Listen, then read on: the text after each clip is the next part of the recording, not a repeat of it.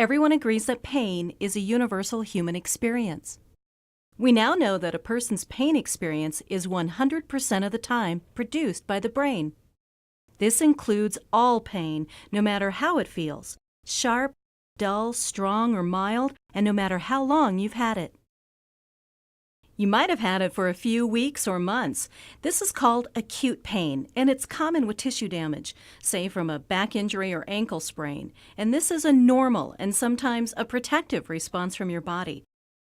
And generally, you'll be encouraged to stay active and gradually get back to doing all your normal activities, including work. Or your pain might have lasted for 3 months or longer, and this type of pain is generally called chronic. And with this type of pain, tissue damage is usually not the main issue. What's often less clear, though, is what you should be doing when you're told you have chronic pain. Well, in the United States, chronic pain is a really big problem. 100 million adults, that's 1 out of every 4 people, have chronic pain issues, and this can be extremely frustrating. Having a brain that keeps on producing pain, even after the injured body tissues have healed, is no fun. Those with chronic pain say it still feels like there must be something wrong. This presents a real challenge for them and the healthcare providers who are trying to help. For most people, once anything dangerous is ruled out, healthcare professionals can explain that most injuries in the body are healed, as well as they can be, by 3 to 6 months. So ongoing pain being produced by the brain is less about structural changes in the body and more about the increased sensitivity of the nervous system. In other words, it's more complex. Well, to try and figure out what's going on, you need to see how you might retrain the brain and nervous system. To do this, it's helpful to look at many of the things that affect the nervous system and may be contributing to your individual pain experience. What can help is to look at chronic pain from a broad perspective. And by using a structured approach and a plan, it's less likely that anything important will be missed. Let's begin with the medical side. Your healthcare providers will likely ask you to rate your pain level on a 0 to 10 scale. While it's natural to focus on getting your pain as close to 0 as possible, it's equally important to pay attention to how your pain and the treatments used to manage your pain affect your function and things like mood, stress, sleep, and activity. Initially, taking medications, as directed by your healthcare provider, can help, and then usually they can be tapered and eventually stopped. However, it is usually the more active approaches that are necessary to retrain the brain, so your healthcare provider might recommend you also try other complementary treatments for your pain, things that might help keep you moving, such as physical therapy, acupuncture, yoga, or massage.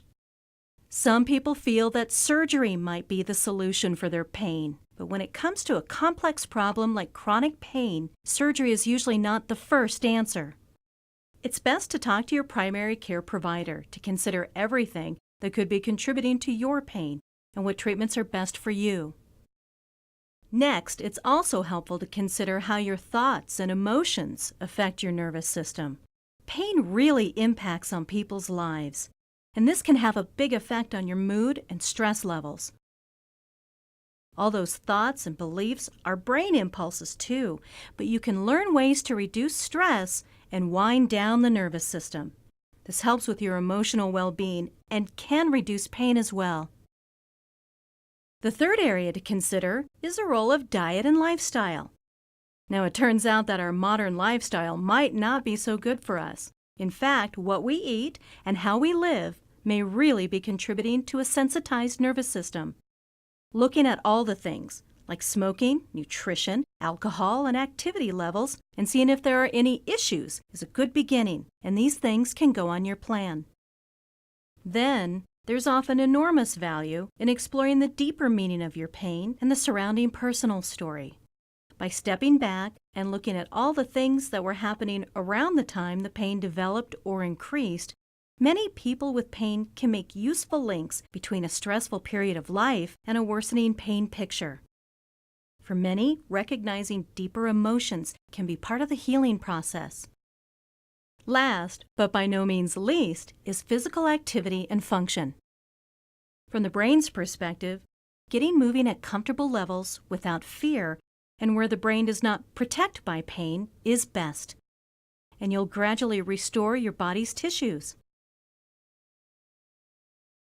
So, to sum up pain, it comes from the brain, it can be retrained, and when looked at from a whole person perspective, you can often find new ways to heal and manage your pain. So, make sure you're doing your part. Get a helping hand if you need it. Set your goals and continue living your life.